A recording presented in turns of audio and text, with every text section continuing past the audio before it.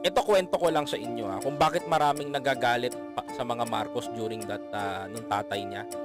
Kasi nung tatay niya mga kababayan ko, lahat ng bilihin mababa. Napapansin nyo? Ang nangyayari kasi noon, government ang namumuno. Government lahat. Lahat ng sources government. Hindi makakapagtaas ng presyo o hindi makakapangupit yung mga businessman because ang gobyerno nakabantay. If ever na magtaas ka ng presyo lampas at hindi makatarungan, gagawa ng paraan ng gobyerno para pababain ka.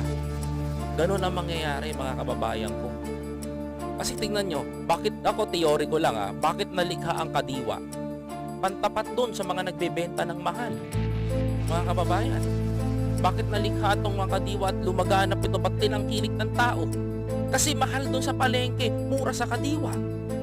Tama?